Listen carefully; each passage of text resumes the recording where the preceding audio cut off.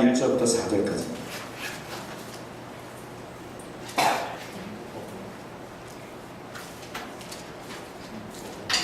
사도행전 4장 1절부터 4절까지입니다. 자, 우리 함께 교독해 보도록 하겠습니다. 사도들이 백성에게 말할 때에 제사장들과 성전 맡은 자와 사두개인들이 이르러 예수 안에 죽은 자의 부활이 있다고 백성을 알리고 전하를 시사하여 그들을 잡으면 날이 이미 저물었으므로 이튿날까지 가두었으나 말씀을 들은 사람 중에 죽은 자라 하니 낙타의 수가 야고 소리나 들었더라. 우리 함께 기도하도록 하겠습니다. 참 좋으신 하나님, 지난 3년의 시간 동안에 여러 가지 우여곡절과 위기 상황이 많이 있었음에도 불구하고 하나님께서 이 교회를 운영하시고 이 교회 축복하셔서 이렇게 적은 무리이지만 그리스도를 사랑하는 사람들이 모여 예배할 수 있도록 은혜 주심을 진심으로 감사를 드립니다. 오늘 예배하는 백성들 머리 위에 안수하시고 기름 부으셔서 하나님의 선한 뜻과 하나님의 말씀들이 나타날 수 있도록 도와주시고 증거하는 자나 듣는 자나 모두가 하나님께 집중할 수 있도록 도와주시옵소서. 성령께서 함께 하시기 원합니다. 예수님의 이름으로 기도드렸사옵나이다. 아멘. 자, 우리가 계속 사도행전을 보고 있습니다. 우리가 지난주에 11절부터 베드로가 사람들에게 설교하는 내용을 봤어요. 오늘은 설교하던 베드로가 붙잡힙니다. 요한과 베드로가 그 대제사장들에게 붙잡혀서 재판받는 장면이 나와요. 제가 사실은 오늘 21절부터 22절까지 설교를 준비했었는데 하다 보니까 사람들에게 참 하나님이 주신 게 많으니까 양이 굉장히 많아지더라고요. 제가 굉장히 많다는 건 진짜 많은 거예요. 그리고 제가 4절을 끊은 거야. 22절 중에 한 번 준비했는데 3주치가 나왔어요. 그래서 야, 이거 안 되겠다, 졸겠다. 그리고 제가 줄였는데도 양이 많아요. 벌써 제가 진바이를 얘기해서 미안하지만 하나님의 은혜가 그렇게 많았다는 것을 제가 말씀드리고 싶어요. 제가 우리 두 아이들을 데리고 그 놀이동산 같은 데 가끔 갑니다. 놀이동산을 가면은 제가 언제쯤인지 모르겠지만 그 놀이동산에 뭐 장미축제 같은 거 할 때가 있어요. 근데 거기 갔는데 포토존이 있더라고요. 포토존이 시작했는데 거기 장미를 아름답게 꾸며놨어요. 그 사람들이 줄을 서서 그 장미 그것과 함께 사진을 찍는 겁니다. 우리도 줄을 섰죠. 줄을 찍는데 너무 이뻤어요. 자, 사진 찍는데 저는 그게 진짜 꽃인 줄 알았어요 그때. 근데 옆에서 보니까 향이 안 나. 너무 완벽하거든요. 볼 때는 향이 안 나서 만져보니까 이게 가짜더라고요. 그때는 이제 아무 생각 없이 나오면서 제가 무슨 생각을 했냐면, 야, 정말 기가 막히게 만들었구나. 이렇게 꽃이 많은데 이거 구별하기가 되게 힘들었구나. 그런 생각이 첫 번째 들었고요. 또 하나는, 이야, 사람들이 이게 진짜 꽃이 이렇게 아름다운 꽃이 많은데 왜 거기 줄 서서 이렇게 찍었을까?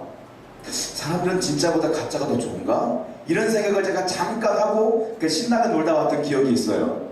근데 오늘 설교 준비하다가 번뜩 그 생각이 나는 거예요. 그 두 가지 생각이 탁 나는 거예요. 오늘 말씀 보니까 연결되더라고요. 무슨 소리냐?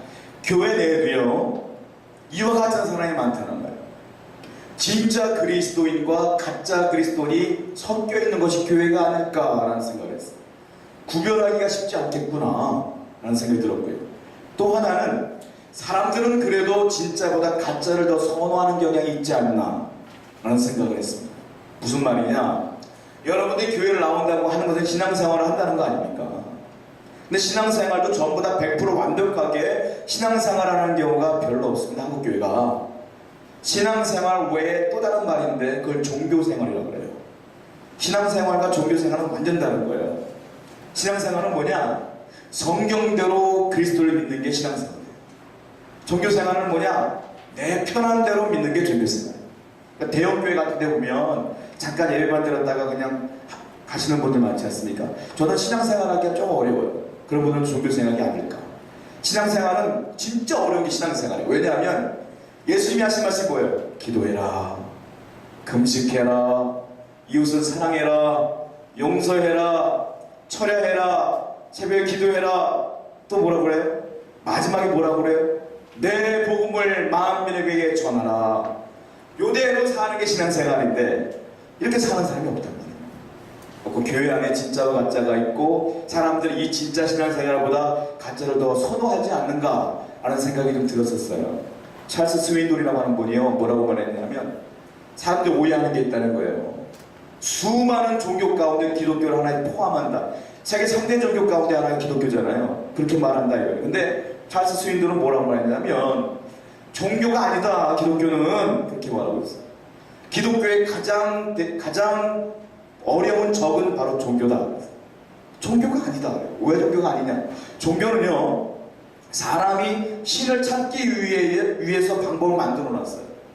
신을 만나기 위해 자기들이 방법을 만들어 놓고 그 방법대로 신께 나가는 게 종교예요. 그러니까 이 종교의 주체는 어떻게 보면 인간이에요. 근데 기독교는 전혀 다릅니다. 사람들이 만들어 놓은 방법이 아닙니다. 기독교. 누가 만들었어요? 하나님이 만들었어요. 하나님이 직접 예수 그리스도 이 땅에 보내셔서 이 땅에서 십자가에 못 박혀 돌아가시게 하시고 뭐라고 하시냐면 누구든지 예수를 믿는 자는 구원을 얻으리라 말씀하셨거든요. 그러니까 하나님이 친히 우리를 사랑하셔서 이 땅에 오셔서 방법을 만들어 놓으신 거예요. 하나님이 만든 거예요. 기독교의 주체는 그러니까 사람이 아니라 하나님이에요. 그러니까 찰스 스윈들은 말해요. 기독교는 그러면 종교가 아니라 생명이다. 이렇게 말해요. 그러니까 성경대로 믿는 것이 신앙생활이다라는 겁니다. 여러분들은 어떻게 믿고 있나요? 여러분 신앙생활 합시다. 할렐루야. 쉽지 않은 길이에요. 그러나 주님께서 뭐라고 했어요? 좁은 길로 가는 자가 복되다 했어요. 천국은 좁은 길로 가는 거예요. 우리 종교생활이 아니라 신앙생활하는 세우는 가족 모두가 되기를 축원드립니다. 그래야 건강한 신앙생활이고 건강한 하나님의 백성이 되지 않겠어요? 오늘 본문 말씀 보니까 이와 같이 종교생활하는 사람이 등장을 합니다. 그게 1절과 2절 말씀입니다. 우리 다시 한번 집중해서 한번 읽어보겠습니다. 1절과 2절 한번 있습니다. 시작. 사도들이 백성에게 말할 때에 성전 맡은 자와 사두개인들이 이르러 예수 안에 죽은 자의 부활이 있다고 백성을 가르치고 전함을 싫어하여. 자 보세요. 사도들이 이전에 베드로와 요한이 예수 그리스도에 대한 복음을 증거하는 걸 우리가 지난주에 성경을 통해 보았습니다. 그런데 어떤 반응이 나오냐면 사도들이 말할 때에 세 부류의 사람이 그걸 싫어해요. 누구냐? 제사장들과 성전 맡은 자와 사두개인들이 싫어해요. 왜 싫어하느냐? 부활이 있다고 백성을 가르치고 전하면 싫어해요. 왜 그러냐면 사두개인들은요 어떤 신앙 논리가 있냐면 부활은 없다. 이게 그들의 신앙 논리예요. 그리고 또 하나 영적인 일은 없다. 영은 없다라는 것이 사두개인들의 신앙 논리예요. 그 자기들이 그렇게 가르쳐놨는데 베드로와 요한이 부활하신 예수님을 증거하니까 이건 자기들 신앙 논리에 안 맞는 거예요. 진리냐 진리가 아니냐는 중요하지 않아요. 뭐가 중요하냐? 지금 이 사건으로 인하여 우리의 논리가 파괴된다면 사두개인으로서 누렸던 모든 권세와 명예가 사라지는 겁니다.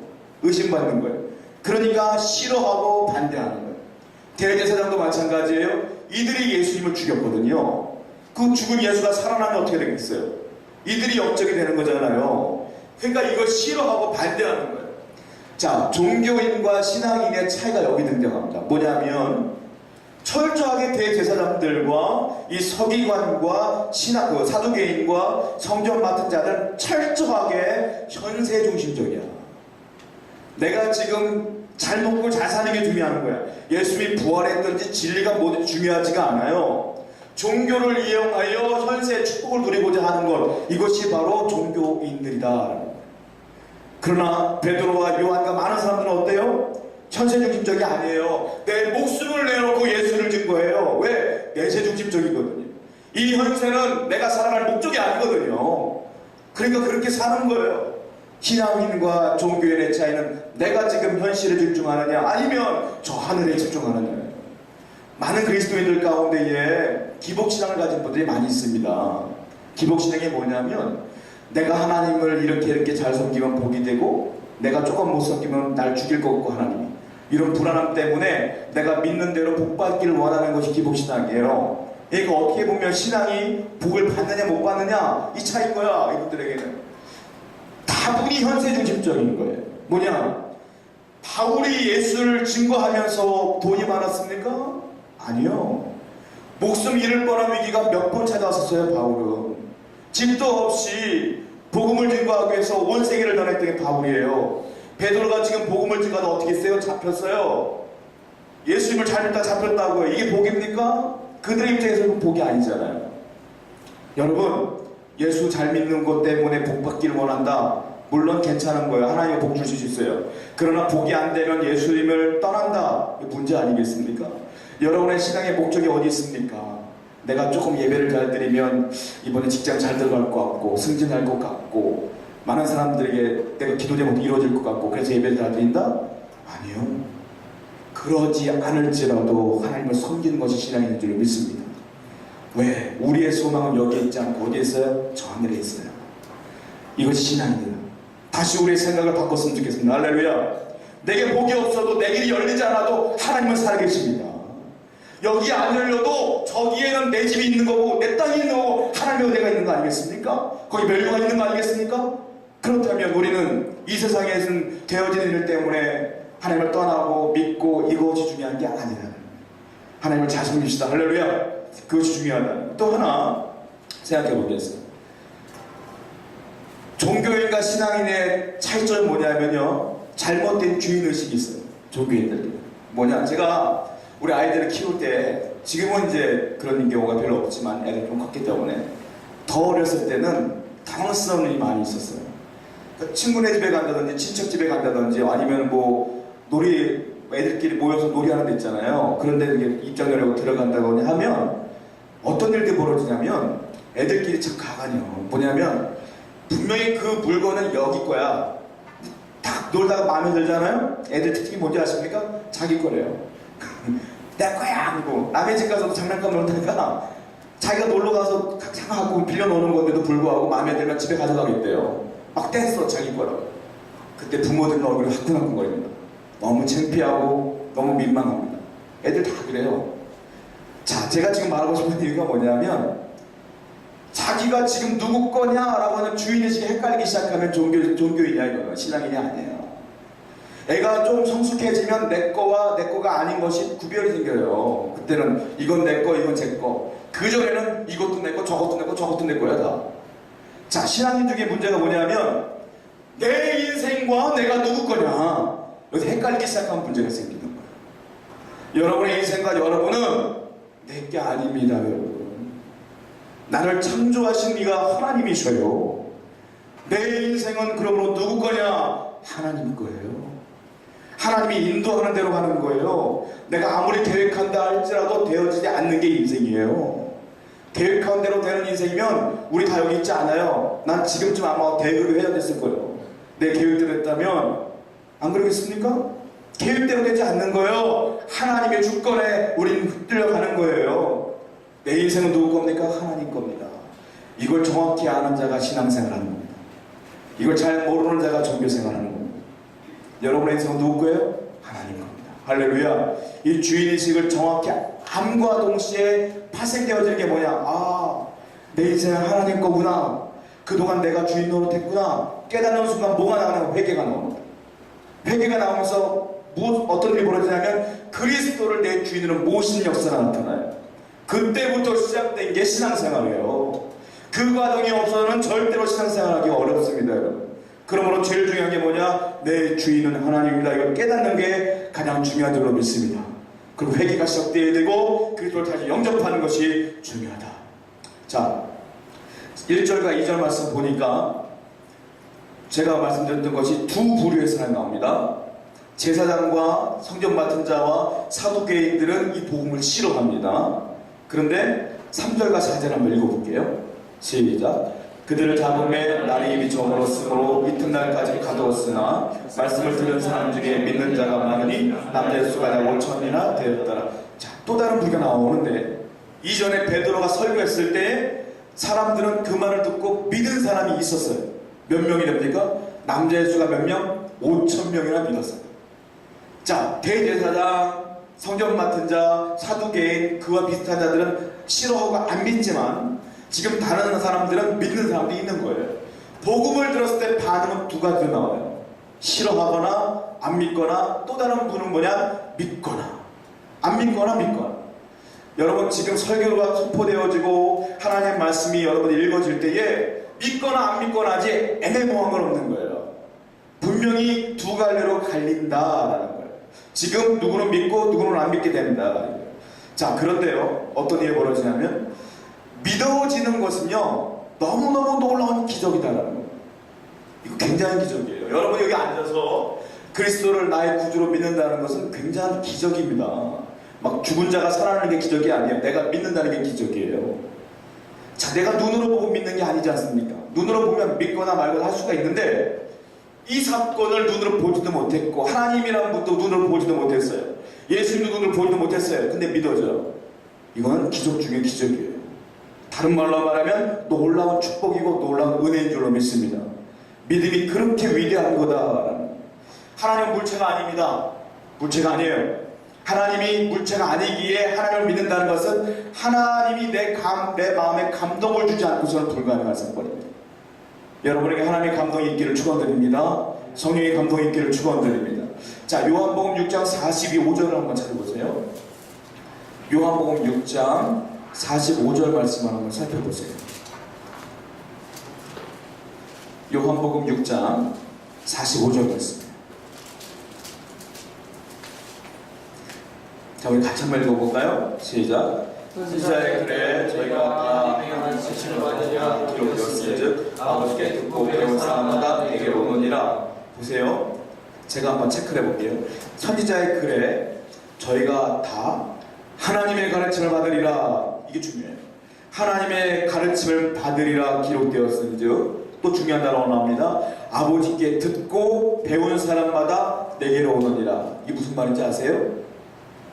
하나님께 나아온다는 것이 내 의지로 된다는 게 아니에요. 누구냐? 하나님이 직접 가르쳐야지만 내가 믿어지고 아버지께 듣고 배운 사람마다 하나님께 나가는 거다 이 말이에요. 즉 믿음은 내가 계획하고 내가 짜고 내가 노력해서 생기는 게 절대로 아니다란 말입니다. 믿음은 하나님이 내가 직접 감동을 줘야 된다는 말이에요. 이 말이. 여러분들에게는 성령께서 이미 임하셨는 줄 믿습니다. 다른 말로 뭐라고 합니까? 하나님의 선물입니다. 이건. 선물은 어떤 대가를 바라고 주는 게 아니에요. 여러분 선물 줄 때 대가 바랍니까? 그냥 주고 싶어서 주는 거 아니에요? 사랑하니까 좋아하니까 주는 거 아니에요? 이 믿음은 하나님의 놀라운 선물인 줄로 믿습니다. 이걸 믿는 순간부터 나의 신앙생활은 시작되는 거다. 어떻게 베드로, 요한 이 사람들은 5,000명이나 되는 사람들은 목숨 걸고 아무 대가 없이 하나님을 믿을 수 있겠습니까? 이건 하나님의 감동을 주신 거예요. 이 기적이다. 자, 또 성경 말씀을 읽어볼게요. 마태복음 16장 16절 한번 읽어보세요. 마태복음 16장 16절 말씀입니다. 한번 읽어봅시다. 베드로가 신앙 고백하는 장면입니다. 눈으로 직접 봤으면 좋겠어요. 유명한 말씀이지만 마태복음 16장 16절 읽습니다. 시작. 시몬 베드로가 대답하여 이르되 주는 그리스도시요 살아계신 하나님의 아들이시니이다. 베드로 고백합니다. 주는 그리스도시요 살아계신 하나님의 아들입니다. 그때 예수님 뭐라고 해요? 바요나 시몬아, 이것을 깨닫게 하려는 네가 아니다. 하나님께서 성령께서 너에게 알려주신 것이다. 이렇게 말하지 않습니까? 이 신앙 고백, 믿음의 고백, 이걸 알게 하시는 네가 아니라 성령이다. 하나님이 알려준 거다 이거예요. 내가 예수 그리스도를 구원자로 영접하는 건 하나님의 성령이 하시는 일이다. 여러분 무엇을 위해 기도하겠습니까? 하나님 나에게 의지를 주십시오고 기도하는 게 아니에요. 나에게 믿음을 주십시오라고 기도하시기 바랍니다. 그때부터 아름다운 신앙생활이 시작되는 거다라는 거죠. 자, 그러므로 신앙생활의 첫 출발은 바로 믿어지는 것. 이것부터 시작됩니다. 두 번째 생각해 보겠습니다. 3절과 4절을 보면요. 자, 그들을 3절에 보면 잡았다 써있어요. 잡았다. 베드로와 요한이 설교하다 잡혀가는 거예요 지금. 근데 언제 잡혔냐가 중요해요. 언제입니까? 날이 이미 저물었다. 밤에 잡힌 거예요. 이제 잡았는데 잡자마자 날이 저물어 버린 거예요. 밤이 된 거예요. 자, 그리고 또 중요한 단어가 있는데요. 4절 말씀 보면 믿는 자의 수가 몇 명이요? 남자가 5,000명이었더라. 이 두 사건이 굉장히 중요합니다. 왜냐? 여러분 아침에 잡힐 수도 있어요. 점심에 잡힐 수도 있어요. 근데 왜 하필 밤에 잡혔을까요? 저는 그게 궁금합니다. 왜 하필 밤에 잡혔을까? 또 하나, 지금 성령을 받은 자가 사도행전 2장에 보면 몇 명이었습니까? 120명. 120명이었어요 원래. 그런데 그 사람들 전부 다 도망자예요. 힘도 없어 그 사람들. 그런데 베드로 한 번 설교에 앞장에 3,000명이 먼저 회개했고 이번에 또 5,000명이 회개한 거예요. 지금 순식간에 예수 믿는 자가 거의 1만 명을 육박하는 사람으로 부흥했다. 지금 엄청나게 부흥했다. 이게 굉장히 중요한 사건이다. 왜냐? 잡았는데 지금 베드로와 요한은 이미 도망자고 수배범이었어요. 잡히면 사형이에요. 잡자마자 아침에 잡아서 점심때 재판하고 죽이면 끝나는 거예요. 재판. 그런데 밤에 잡혔기 때문에 아무도 없어. 그래서 어떻게 하는지 아세요? 목에 가둬놔요. 하루가 지납니다. 하루가 지날 때 어떤 사건이 벌어지냐면, 야, 베드로와 요한이 잡혔대. 소문이 나기 시작해. 그러면서 이 5천 명의 사람들이 들고 일어나기 시작합니다. 왜 잡아갔대? 왜 잡아갔대? 왜 잡아갔대? 그래서 그 사내들이 공회 앞에 쫙 모이게 되는 거예요. 아침이 됐을 때 71명의 그 사내들인 공회 의원들이 도착을 합니다. 여기는 사내들이 뭐냐면 법원 역할도 하고 국회 역할도 하는 거예요. 이스라엘의 최고 의결기관인 거예요. 거기서 베드로와 요한이 심판받는 거예요, 지금. 근데 딱 와서 사람들이 이미 운집해 있고 베드로와 요한을 딱 붙잡아놓고 재판하려고 하니까 이 제사장들이 뭐냐, 두렵기 시작하는 거예요. 죽이려고 했는데 뒤에 보니까 군중들이 성나서 들고 일어난 거예요, 지금. 괜히 잘못 죽였다가는 우리가 또 위험해질 것 같은 거 자리가. 고민하기 시작해요. 여러분 좀 깨달았어요. 뭐냐? 복음을 위해 목숨을 걸었던 이 베드로와 요한에게 첫 번째 온 게 뭐냐? 고난이었어요. 어려움이었어요. 괴로움이었어요. 그런데 그것이 끝이 아니었더라. 하나님께서 보이지 않게 그들의 길을 살살 살 수 있도록 인도하고 계시더라. 하나님은 지금 인도하고 계시는 거예요. 당신을 위해 목숨을 건 신앙인들의 길을 하나님은 인도하고 계시더라. 할렐루야. 이거 신앙의 축복이다. 제가 어린 시절에 시골집에 살았는데 앞에 마당이 있었고요. 뒤에는 텃밭이 있었어요, 우리 집에. 그 밭에 보면은, 텃밭에 보면은 뭐 파도 심어놓고 막 했는데 관리를 잘 안 해갖고 잡초가 그렇게 많았어요. 그러니까 보니까 뒤뜰에 가면은 가끔 뱀도 나타나고 풀이 우거지니까 뭐 각양각색의 곤충들이 막 울고 별의별 그리 많이 그 곤충 채집할 때 뒷마당 가서 채집했거든요, 옛날에. 그랬었어요. 근데 어느 날 제가 가는데 개미 한 마리가 이렇게 지나가더라고요. 제가 어린 마음에 이 개미가 되게 배고파 보였어요. 그때 내가 배고팠는지 모르겠지만 배고파 보였어요. 그래서 집에서 밥을 갖고 와갖고 제가 밥톨 하나 탁 던져줬거든요. 근데 이 개미가 밥톨을 탁 물더라고요. 신나서 자기 집을 끌고 가는 거예요. 제가 기분이 좋아져서 그래 잘 가라, 이거 가지고 잘 먹고 살아라, 혼자 기분 좋게 하고 있었는데 갑자기 옆에서 다른 개미 한 마리가 튀어나오더라고요.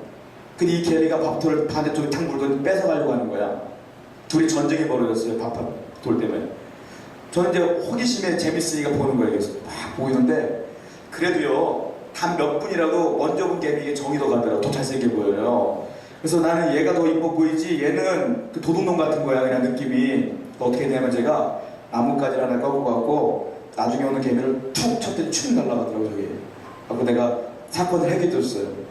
근데 이 먼저 본 개미가요, 제가 얼굴을 가만 보니까 웃고 있는 것 같아. 기분이 좋아하는데 의기양양하게 자기가 그럼 그렇지 이 자식 게임도 한다 이렇게 나한테 까불고 있어 하면서 가는 것 같아. 제가 지금 그때 생각이 탁 나면서 무슨 생각나냐면 그게 내 인생이 아닐까 싶은 생각이 들어요. 하나님께서 그 개미가 당했던 그 전쟁과 싸움과 고난, 그 역경선을 제가 툭 하나 해결해 줬잖아요. 근데 지는 지가 해결했다고 생각할 거 아니에요. 마치 그 인생이 내 인생이 아닐까 생각돼요. 하나님께서 이렇게 내 인생을 인도하시고 해결하시고 계시는데도 불구하고 나는 내가 해결했다고 착각하고 사는 건 아닌가, 그런 생각이 들더라고요. 여러분의 인생은 여러분이 해결하는 게 아니에요. 하나님이 이미 다 감당할 시험만 허락하시고 감당하지 못할 거 하나님이 턱 막고 계심을 믿습니다. 이걸 믿자는 거예요. 이게 하나님이 지금 하고 계시다는 거예요. 지금 베드로와 요한도 붙잡혔는데 안 잡히게, 죽지 않게 하나님이 살살 만들어 계시는 거 아닙니까? 보이지 않게 하나님이 일하고 계시는 거 아닙니까? 하나님이 여러분의 인생도 그렇게 인도하신다는 거예요. 요셉 보십시오. 요셉이요, 그 인생의 꿈을 꾼 다음에 알다시피 형에게 도시락 가져다가 잡혀갖고 우물에 빠져요. 근데 그 우물에 빠진 그 요셉을 아라비아 상에게 팔아넘기고 그 사람들이 또 보디발 가정에 요셉을 은이시에 팔아버리고, 그리고 형들이 은이시에 팔아버리고 그 아라비아 상인들이 또 보디발의 가정에 팔아버릴 때 노예가 되잖아요. 근데 요셉이 잘생겼으니까 보디발의 아내가 아무도 없을 때 요셉을 침상으로 꿰죠. 우리 동침하자. 요셉은 난 그럴 수 없습니다. 하나님 믿는 사람이 그럴 수 없습니다. 도망가다가 안 놔두니까 옷을 벗고 도망가죠. 근데 그 와이프가 화가 나서 여자들을 자존심 상처를 그렇게 하면 안 돼요. 큰일 나요. 잘해. 둘이 싸우지 말고. 누명을 씌우잖아요. 요셉이 날 검찰했다고 뻥을 치잖아요. 그러니까 어떻게 돼요? 보디발이 증거가 있냐? 봐라, 옷 입지 않느냐? 요셉도 할 말이 없어요. 그러니까 어떻게 돼요? 감옥에 갇히죠? 그 인생이 행복합니까 지금? 고난이 계속 치르다는 거 아닙니까? 근데 나중에 술관원과 떡관원을 만나고 술관원이 그것도 잊어먹고 있다 2년 만에 바로 꿈 꿨을 때 생각나서 요셉을 데리고 가서 요셉이 바로의 꿈을 해석해서 드디어 총리가 되는데 그 과정이 어마어마하지 않았습니까?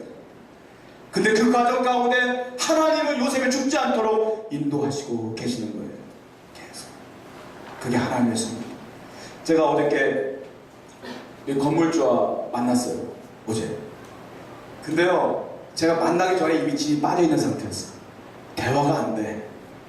우리는 6월 16일 날 오늘이 계약 만료일이에요. 오늘이 딱.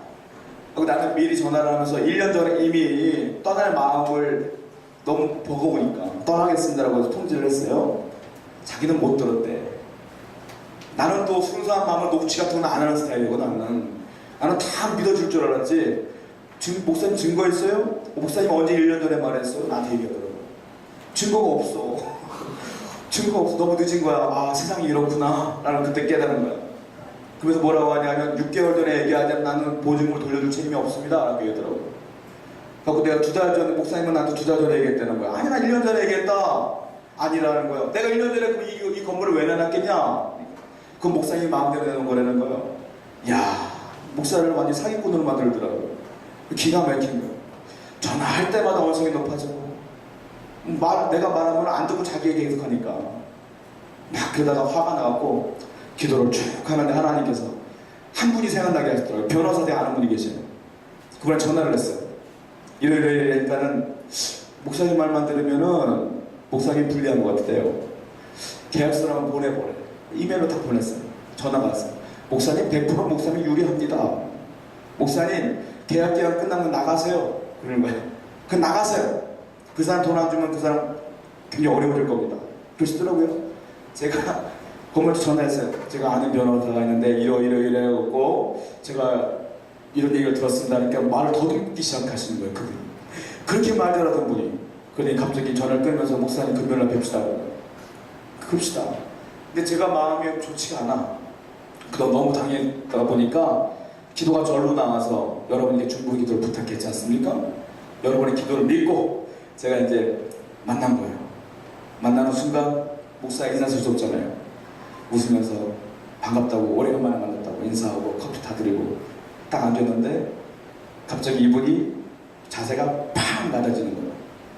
내가 변호사 있다고 하니까 아는 변호사 있다고 하니까 갑자기 변화의 태도가.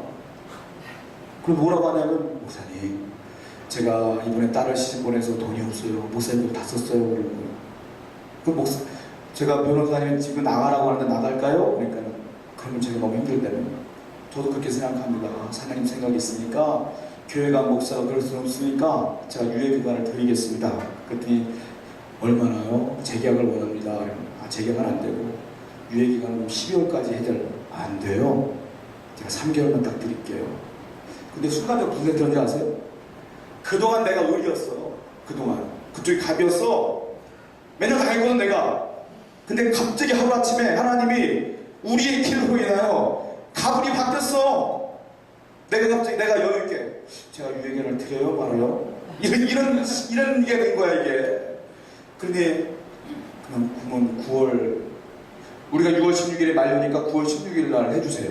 그랬더니 더 어떻게 해요? 저는 안 돼. 10월 넘어가면 안 돼요.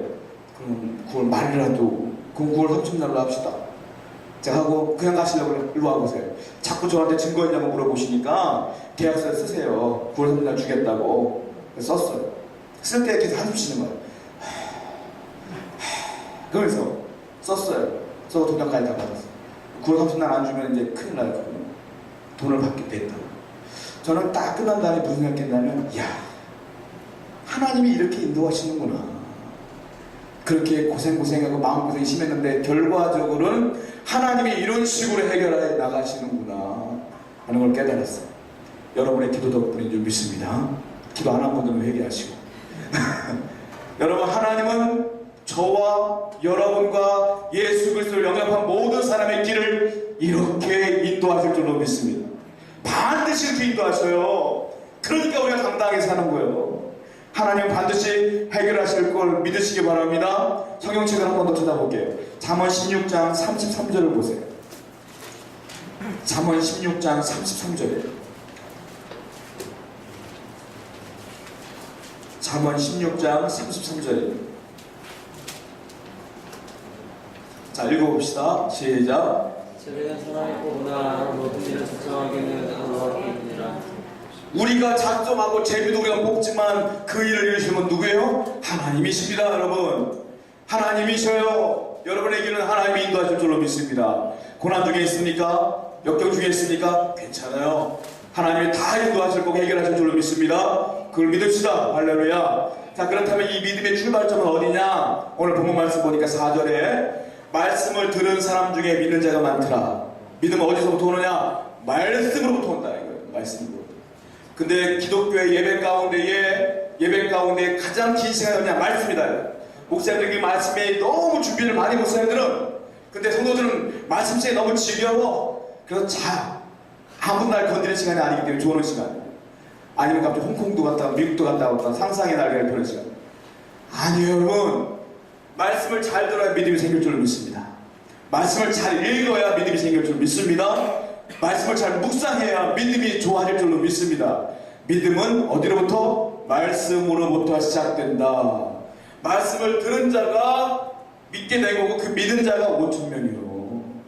베드로의 말씀을 들었을 때 로마서 10장 17절을 보세요. 성경을 좀 잘 찾죠? 로마서 10장 17절을 보세요. 로마서 10장 17절. 자, 읽어봅시다. 시작.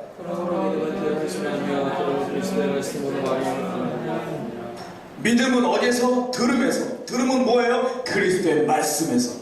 할렐루야. 그러면 말씀에서 믿음이 나는 겁니다. 말씀을 하나도 안 읽으면서 믿음이 좋아요 말하는 사람 저는 장담하건대 믿음 안 좋은 거예요. 좋을 수가 없어요. 믿음이 좋은 사람은 성경을 사랑합니다. 말씀을 읽습니다. 할렐루야. 하루 3장씩 꼭 읽습니다. 믿음이 좋은 사람. 할렐루야. 말씀 읽읍시다. 묵상합시다. 더 여러분 각오를 잘했으면 좋겠어요. 자, 베드로는요, 예수님께서 바닥에서 야 베드로 건너오라 했을 때 베드로가 건넜어요.